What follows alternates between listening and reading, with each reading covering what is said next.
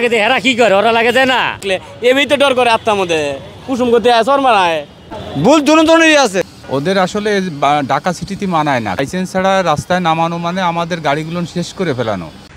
এই হচ্ছে গাড়ির অবস্থা, একদম ছিদ্র করে ফেলছে বিষয়টা।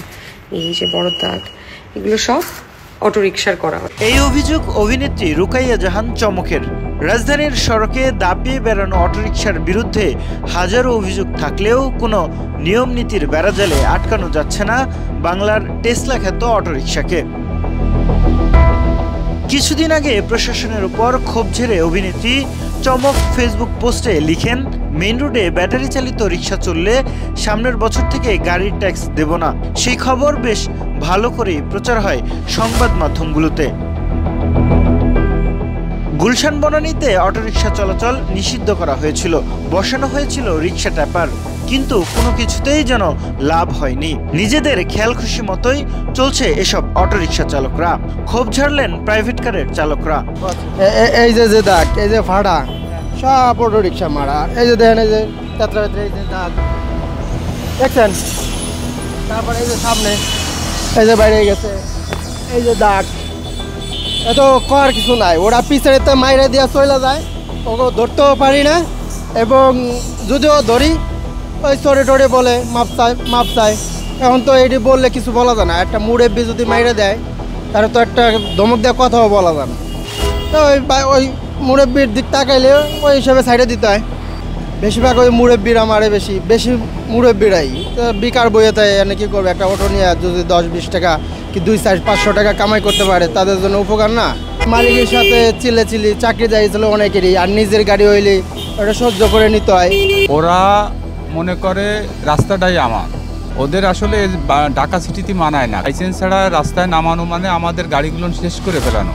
ওরা আমাদের এই গাড়িগুলো এমন মনে করে যে মনে হয় এটা কিছু না, আর ওরা ঢুকাবে তো ঢুকাবেই। চাকা একটা ঢুকলে সে জায়গায় 3 চাকাই মনে করবে বাড়াবে, আস্তে ফাঁসে লাগায় দিলে আমাদের অনেকের চাকরিও চলে যায়। কোনো ডকুমেন্টস ছাড়া এদের মোটে এক মিনিটের জন্য বাইরে বেরোতে দেওয়া উচিত না, কারণ এরা এত খারাপ, মানে যা আল্লাহ মাফ করুক, এদের বর্ণনা দিয়ে শেষ করতে পারবো না। এর সাথে লেগে থাকে এবং আমরা একটু টান দিলে ওরা আবার ব্রেক করতে না পারে, সে গাড়ির পিছনে লাগা জায়গা, আবার পাশ দিয়ে ওদের চাক্কার ইয়াগুলা লাগা জায়গা। এবার এরাই আবার উল্টাও আমাদেরকে ঝাড়ি দেয়, সাইড হয়ে যান না, এটা চলে যান। এতে আমাদের গাড়ির অনেক সময় বাম্পার বা আমাদের প্লাস্টিকের গাড়িতে আঁচড় টোচড় লাগলে পরে এদেরকে কিছু বলাও যায় না, কিছু করা যায় না। কিছুক্ষণ তর্ক করতে করতে এরা পরে ওইখানে একটা হয়ে পরে চলে যায়, যে আর কোনো সমাধানের কিছু হয় না। এতে আমরা আমাদের অফিসিয়ালভাবে কথা শুনতে হয়, যেহেতু অফিসের গাড়ি, বসদের করতে। পরে এরা আবার বোঝে যে এখন এই অটোওয়ালাদেরই দোষ, যে এরা শৃঙ্খলাবদ্ধভাবে চলে না, আর উল্টাপাল্টাভাবে চাক্কা ঢুকায় দিয়ে আসতে এরা আগে যেতে চায়, সামনের থেকে চাক্কা একটা ঢুকায় দেয়, এরপর আর যাওয়া যায় না। তাদের এমন অভিযোগ অস্বীকার করে রিক্সা চালকরা বলেন, দোষ দুই পক্ষেরই আছে। এক হাতে তালি বাজে না। হ্যাঁ, আমরা লাগে দেয় হেরা কি করে, ওরা লাগে যায় না, ওরাও লাগে দেয়। ওরাই আরো আগের চাপ মারা না গাই দেয় মামা।